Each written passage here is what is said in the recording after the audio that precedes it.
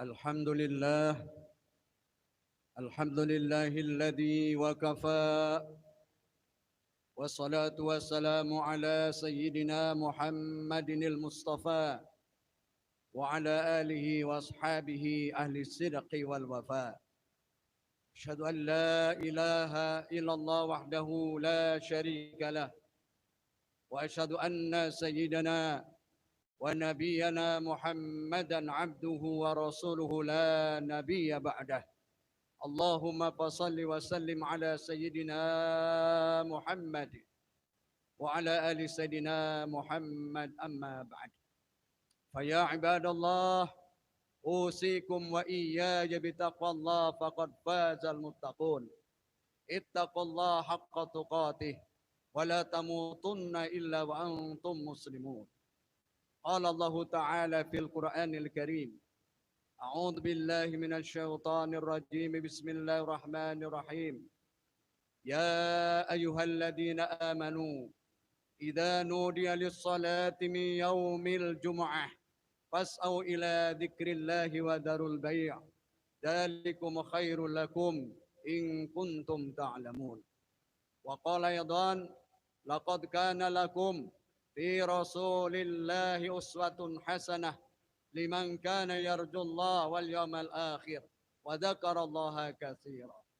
صدق الله العلي العظيم وصدق رسوله النبي الحبيب الكريم، ونحن على ذلك من الشاهدين والشاكرين والحمد لله رب العالمين. Hadirin ma'asyiral muslimin, jamaah salat Jumat Masjid Jami'ul Huda rahimakumullah. Pertama-tama dan yang paling utama tentunya adalah sama-sama kita bersyukur kepada Allah Subhanahu wa taala. Syukur yang pertama, kita diberikan nikmat iman dan Islam. Ini nikmat yang sangat besar, nikmat yang sangat luar biasa, yang tidak semua orang mendapatkan nikmat ini, hadirin sekalian. Nikmat iman dan nikmat Islam. Karena masih banyak di luar sana orang-orang, saudara-saudara kita belum mendapatkan nikmat iman dan Islam. Belum mendapatkan hidayah menjadi orang mukmin, menjadi orang muslim, hadirin sekalian. Kita doakan mereka supaya mendapat hidayah dari Allah Subhanahu wa taala. Ini yang pertama yang kita syukuri, nikmat iman dan Islam. Yang kedua adalah nikmat sehat walafiat. Termasuk juga nikmat kesempatan. Ini juga kita sangat bersyukur pada Allah Subhanahu wa taala. Dalam kondisi sekarang ini, kesehatan barang yang mahal. Sehat itu mahal. Kalau perlu kita dengan sakit, hadirin kalian. Karena kalau sudah urusan dengan rumah sakit, repot, hadirin. Nah, jaga kesehatan kita. Syukuri kesehatan ini dengan banyak beribadah kepada Allah Subhanahu wa taala. Di samping juga nikmat kesempatan. Kita bersyukur bisa sempat hadir Jumat di masjid ini. Karena banyak juga ada orang Islam yang sehat, dia mampu berjalan, tidak sakit, namun tidak sampai ke masjid ini, hadirin sekalian. Ini kita syukur, nikmat sehat, walafiat juga nikmat kesempatan. Termasuk juga kita bersolawat. Kita memanjatkan salawat kepada Rasulullah SAW. Allahumma sholli ala Sayyidina Muhammad wa ala Sayyidina Muhammad. Alhamdulillah kita telah mengaku sebagai umat Rasul. Mengaku sebagai umat Rasulullah SAW. Mudah-mudahan pengakuan kita akan diakui juga oleh Rasulullah SAW sebagai umat beliau. Karena kalau seorang sekedar ngaku saja bisa. Orang ngaku-ngaku boleh saja. Ngaku berteman dengan si ini, dengan si itu. Mengaku pengikutnya ini, pengikutnya itu. Namun kira-kira yang diikuti ngakuin enggak? Ini yang jadi masalah. Mudah-mudahan, apalagi sekarang ini kita berada di bulan Rabiul Awal, tanggal 13 Rabiul Awal 1445 Hijriah. Kita telah memperingati peringatan Maulid Nabi besar Muhammad SAW. Mudah-mudahan dengan semakin banyaknya peringatan Maulid akan menambah rasa mahabbah, rasa cinta kita kepada Rasulullah SAW, dan termotivasi untuk menghidupkan sunnah-sunnah Rasulullah, dan kita berharap akan syafaat dari Rasulullah SAW. Hadirin sekalian, sang khotib saya berwasiat pada pribadi, kepada jamaah sekalian, marilah terus kita tingkatkan baik secara kuantitas maupun kualitas ibadah kita kepada Allah Subhanahu wa taala. Iman dan takwa kita kepada Allah Subhanahu wa taala kita tingkatkan terus. Karena iman dan takwa ini adalah garansi kita, jaminan kita untuk bisa hidup selamat bahagia dunia dan akhirat. Tanpa iman dan takwa yang kita miliki, sulit rasanya kita akan bisa hidup bahagia selamat dunia dan akhirat. Hadirin sekalian, khutbah kali ini akan mengangkat tema tentang menteladani, mengidolakan Rasulullah Sallallahu Alaihi Wasallam sebagai uswatun hasanah kita. Kita bersyukur sekarang peringatan Maulid begitu membudaya, begitu semarak, begitu mentradisi hadirin sekalian. Dari mulai tingkat kota sampai tingkat dosa, dan tingkat desa, sampai tingkat orang-orang biasa, rumah-rumah biasa sampai istana. Semuanya memperingati Maulid. Dan bukan hanya pada bulan Rabiul Awal saja kita merayakan Maulid, hampir nyaris bulan-bulan di luar bulan Rabiul Awal pun kita merayakan Maulid. Ini merupakan tanda cinta kita kepada Rasulullah SAW. Kita bersyukur Maulid sudah begitu luar biasa. Namun di samping kita pun, di samping kita bersyukur, kita juga ada prihatin hadirin sekalian. Karena semangat kaum muslimin dalam memperingati Maulid tidak berbanding lurus semangat untuk mengikuti, menghidupkan sunnah-sunnah Rasulullah SAW. Jadi peringatan ini terkadang hanya sekedar seremonial, sekadar rutinitas, tapi tidak diikuti dengan semangat menteladani, mengikuti, menghidupkan sunnah-sunnah Rasulullah SAW. Ini penting hadirin. Dan sampai nanti kita memperingati Maulid dengan biaya yang cukup besar, dari puluhan juta sampai ratusan juta, akhirnya selesai Maulid, tidak ada perubahan yang signifikan terhadap umat hadirin. Tetap saja stagnan, tetap saja Maulid tidak Maulid sama saja, tidak ada perubahan hadirin. Nah kita berharap dari peringatan Maulid-Maulid yang ada ini menambah semangat kaum muslimin, menambah kecintaan semangat kaum muslimin untuk menjadikan Rasulullah sebagai uswatun hasanahnya, sebagai contoh dan suri teladannya. Untuk anak muda sebagai idolanya. Jangan sampai kita lebih mengidolakan selain Rasulullah SAW. Misalnya kita begitu sangat gandrung, begitu sangat kagum dengan para atlet, dengan para artis, dengan para selebritis hadirin. Tapi kita tidak bangga, tidak kagum kepada Rasulullah SAW. Ini hadirin. Jadi krisis keteladanan hadirin. Ini pentingnya kita kembali menghidupkan peringatan Maulid ini dalam rangka untuk memperkenalkan, mengenalkan kepada umat tentang figur sosok Rasulullah SAW yang kita akui sebagai uswatun hasanah kita, contoh dan suri teladan kita. Faktornya adalah kenapa kita mengidolakan Rasulullah? Mungkin faktor yang pertama adalah banyak dari kita belum kenal Rasulullah SAW. Bagaimana cara kenal hadirin sekalian? Sementara kita tidak hidup sejaman dengan Rasulullah. Cara mengenalnya tentunya adalah pertama kita harus banyak belajar, banyak mendengar, banyak membaca hadirin sekalian. Tentang buku-buku sirah nabawiyah, sejarah perjalanan Rasulullah SAW dan para sahabatnya, sirah sahabat, sirah nabawiyah, banyak hadirin sekalian. Apalagi sekarang di era digital, di era medsos ini hadirin sekalian, kita tinggal mau buka saja, mau baca saja. Banyak sudah. Informasi-informasi, pelajaran-pelajaran tentang pribadi Rasulullah SAW. Banyak ditulis hadirin sekalian. Tinggal kita mau baca saja hadirin sekalian. Ini tentang kita sekarang umat Islam ini jujur saja malas dalam membaca hadirin sekalian. Jadi kalau membaca yang sifatnya baca Al-Quran, baca hadis, baca pelajaran agama, itu malas saja.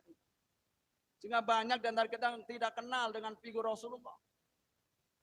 Tidak tahu ayah Rasulullah, tidak tahu istri Rasulullah, tidak tahu ibu Rasulullah, tidak tahu para sahabat Rasul. Banyak. Karena mereka tidak tahu, akhirnya mereka tidak tertarik. Ada ungkapan kalau tidak kenal maka tidak sayang, kalau tidak sayang maka tak cinta. Bagaimana kita mau cinta Rasul, cinta kepada Rasulullah, sementara kita kenal juga tidak hadirin sekalian. Ini hadirin sekalian, saya sarankan supaya kita rajin membaca, rajin mendengar nasihat daripada guru-guru tentang pelajaran sirah nabawiyah. Banyak bukunya hadirin sekalian. Ada yang ditulis oleh Al-Imam At-Tirmidzi. Itu yang sangat detail tentang Rasulullah. Itu sudah ada terjemahannya hadirin sekalian. Namanya As-Sama'il Al-Muhammadiyah. Kitab As-Sama'il Al-Muhammadiyah. Itu kitab secara rinci menjelaskan tentang sosok pribadi biodata Rasulullah Sallallahu Alaihi Wasallam. Ada di kitab namanya Sirah Nabawiyah Ar-Rahiqi Mahtum. Itu ditulis oleh saya Safiuddin Al-Mubarakfuri hadirin. Itu pun sudah terjemahan hadirin. Ada kitab Siratul Mustafa. Ada kitab Khulasah Nurul Yakin.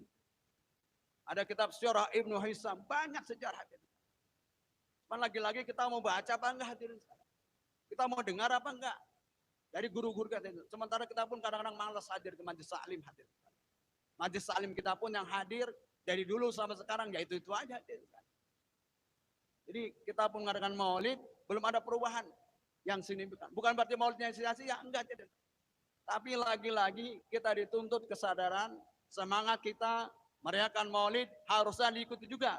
Semangat kita untuk menteladani Rasulullah SAW. Paling tidak ada 4 yang harus kita teladani dari Rasulullah SAW. Sedangkan sifat yang wajib bagi Rasul. Jadi ada 4 sifat yang wajib bagi Rasul. Ada 4 sifat yang mustahil bagi Rasul. Ada 1 sifat yang jaiz bagi Rasul. Apa yang pertama hadirin sekalian? Rasul wajib bersifat siddiq. Mustahil Rasul bersifat kidib. Seorang Rasul itu dia wajib siddiq. Artinya perkataannya, perbuatannya selalu benar. Dan mustahil seorang Rasul itu bersifat kidib. Pembohong, pendusta. Tidak mungkin hadirin. Kalau seorang Rasul dia menjadi pembohong, pendusta, maka batallah kerasulannya hadirin. Maka syarat yang wajib, sifat yang wajib dimiliki oleh seorang Rasul adalah sifat siddiq, sifat jujur, sifat benar. Benar ucapannya, benar perbuatannya. Nandaknya kita pun sebagai umat beliau, minimal walaupun kita tidak bisa mengikuti 100% sifat siddiq beliau, paling tidak ya separohnya aja udah cakep hadirin. Bagus.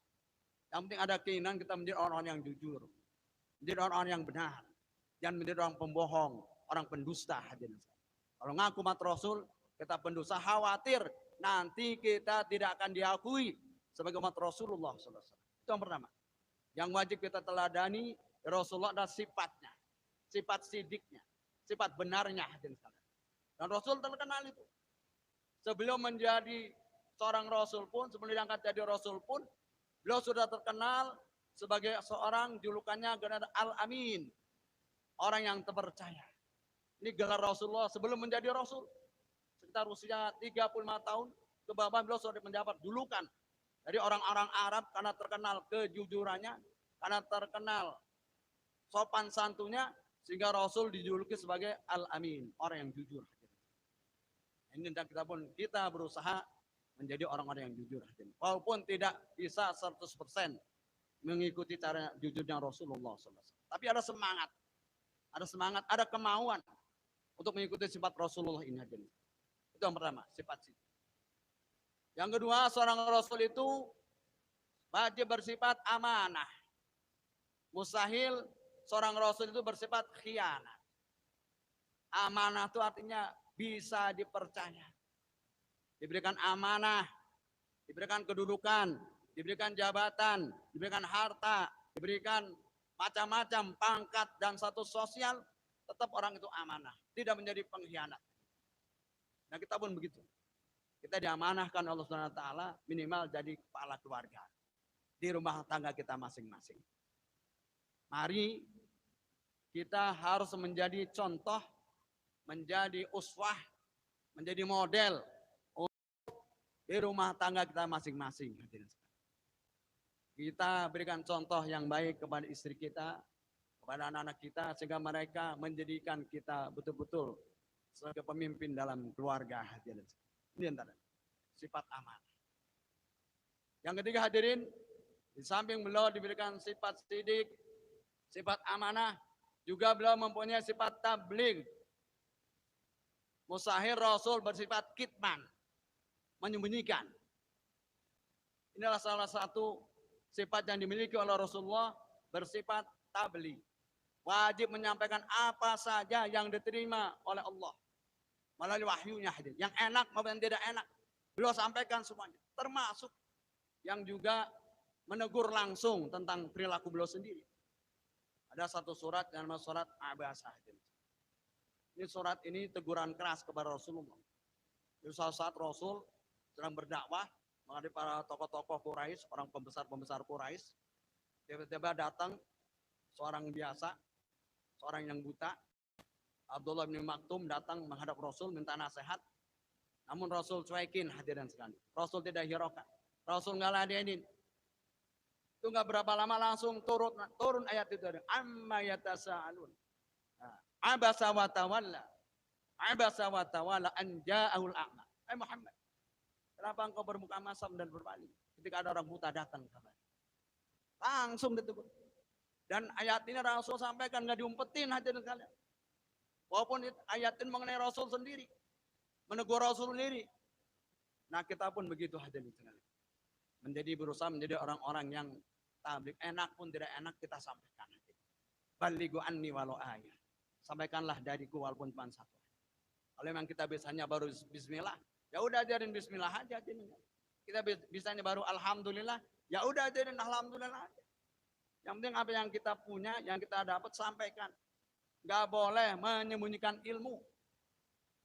Man katama ilman al-jamallah bil jaminin nar. Siapa orang menyembunyikan ilmunya, dia tidak mau berbagi ilmu, dia berdiam diri dengan kepintarannya saja, sementara masih banyak masyarakat yang bodoh, yang tidak pintar, yang tidak tahu, nggak ngasih tahu, ini dosa. Ini beratnya sebagai seorang alim, seorang guru, seorang mubalik. Kalau dia tahu tadi nggak menyampaikan, ini berat. Diancam dengan kekangan api neraka. Makanya kita ini bukan sok tahu, bukan sok usil apa. Yang kita tahu ya kita sampaikan apa. Ya begitulah apa adanya. Sebab kalau kita nggak sampaikan, kita tahu ini salah, kita diamin aja. Ini nggak benar, kita diamin aja. Ini kita diancam dosa. Bukan dengan kekangan api neraka. Hanya ada ungkapan yang bagus. Seorang alim tidak patut, tidak layak berdiam diri dengan kealiman. Begitupun seorang yang dia bodoh, tidak tahu. Jangan berdiam diri dengan kebodohannya. Belajar. Banyak majelis alim di sekitar kita. Jangan tapinya bilangnya sudah tidak tahu, bilangnya bodoh, tapi nggak mau belajar aja. Ini kesempatan, masih banyak kita. Banyak tentang agama yang kita belum tahu hadirin. Kita ini tahu kan beragama ini barat kayak 3 orang buta dilepas di kebun binatang, ngeliat gajah, suruh megang gajah. Orang pertama dia pegang gajah kakinya, orang yang buta yang pertama tuh pegang gajah kakinya. Kenapa dia tanya, apa itu gajah? Gajah bukan gajah. Oh itu gajah itu tinggi, gajah yang listrik. Ada orang buta kedua, pegang gajah cuma kupingnya doang, telinganya. Kenapa dia tanya, apa? Oh, kamu tentang gajah? Tahu? Apa gajah? Lebar. Gajah lebar. Yang dipegang cuma kupingnya. Lagi orang buta yang ketiga, dipegang gajah buntutnya hadirin saya, ekornya. Dia tentang gajah, dia jawab gajah itu panjang kayak belalai, kayak pecut. Betul kita mengenal Islam hadirin sekalian. Kita ini baru kenal Islam, baru kulitnya doang hadirin sekalian.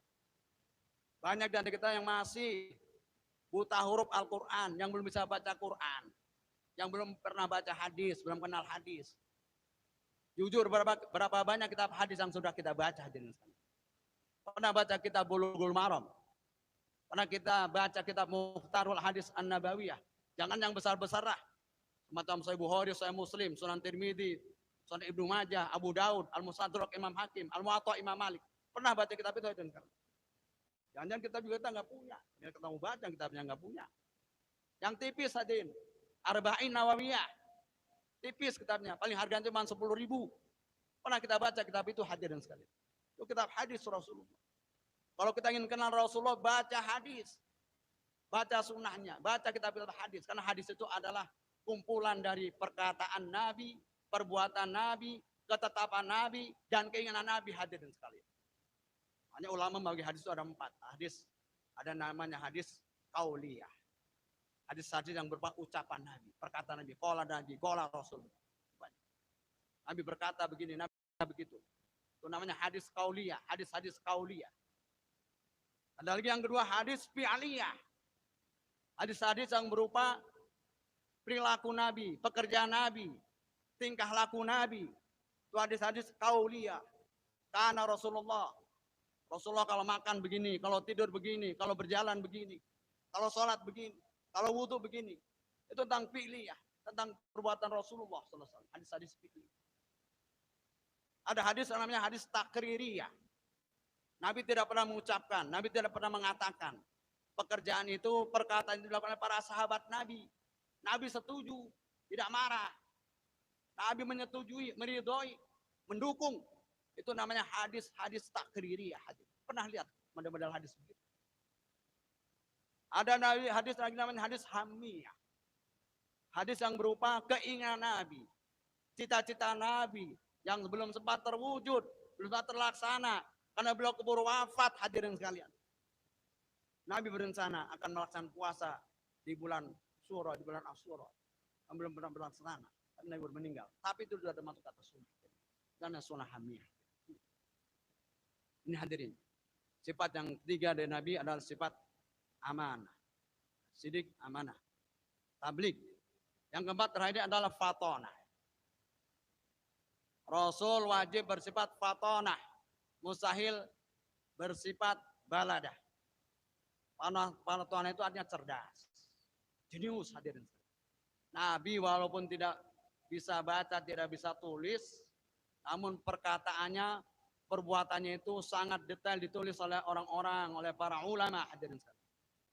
Dan dijadikan sebagai pedoman, sebagai panduan umat Islam, hadirin sekalian. Jadi kalau umat Islam ingin tidak sesat, tidak tersesat, patokannya dua, hadirin sekalian. Nabi tinggalkan kepada kita dua pusaka. Taraktu fikum amroin. Taraktu fikum amroin. Aku tinggalkan kepada kalian dua pusaka. Apa pusaka Nabi? Bukan berupa tombak, bukan berupa pedang, bukan keris, bukan golok, hadirin sekalian. Taraktu fikum amroin. Lan tadilu mata masaktum bihima. Kamu tidak akan tersesat selama-lamanya selama kamu masih berpegang pada dua pusaka ini. Apa itu, hadirin sekalian? Sunnah kitabullah wa sunnata rasul. Kitabullah Al-Quran dan sunnah Rasulullah sallallahu alaihi wasallam. Hadirin sekalian, inilah barangkali sekilas tentang bagaimana gambaran kita sebagai umat Islam, saling mengaku umat Rasul, pada sama-sama kita telah ada di minimal yang tadi itu. Sifat jujur, sifat amanah, sifat fatonah, dan juga sifat tabligh. Mudah-mudahan dengan kita menteladani sifat Rasulullah ini, dan kita diakui sebagai umat Rasulullah SAW dan berharap mendapatkan syafaat dari Rasulullah SAW. Nah hadirin, khutbah singkat ini mudah-mudahan bermanfaat buat kita semua. Barakallahu li wa lakum bil Qur'anil azim wa nafa'ani bima dzikril hakim. Aqulu qali hadza wa astaghfiru lakum wa lisairil muslimin wal muslimat wal mu'minin wal mu'minat fastaghfiruhu innahu wal ghafurur rahim. اللهم صل وسلم وبارك على سيدنا محمد وعلى آل سيدنا محمد.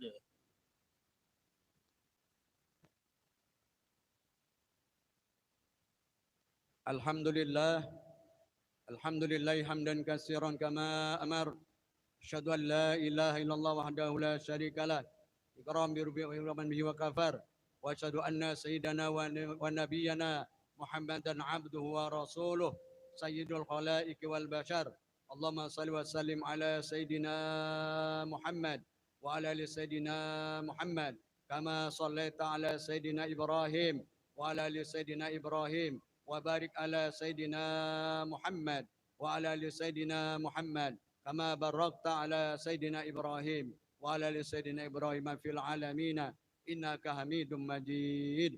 اللهم اغفر للمؤمنين والمؤمنات والمسلمين والمسلمات الأحياء منهم والأموات إنك سميع قريب مجيب دعوات ويا قاضي الحاجات ويا كاشف البليات. اللهم انصر من نصر الدين واخذل من خذل المسلمين وعلي كلمتك يوم الدين. اللهم ادفع عنا الغلاء والبلاء والوباء والفحش والمنكر والصفة المختلفة وسد ظهر منها وما بطن عن بلدنا إندونيسيا هذا خاصة ومن سائر بلاد المسلمين عامة إنك على كل شيء قدير وبالإجابة جدير. ربنا اغفر لنا ولإخواننا الذين سبقونا بالإيمان ولا تجعل في قلوبنا غلا للذين آمنوا ربنا إنك رؤوف رحيم. ربنا آتنا في الدنيا حسنة وفي الآخرة حسنة وقنا عذاب النار والحمد لله رب العالمين.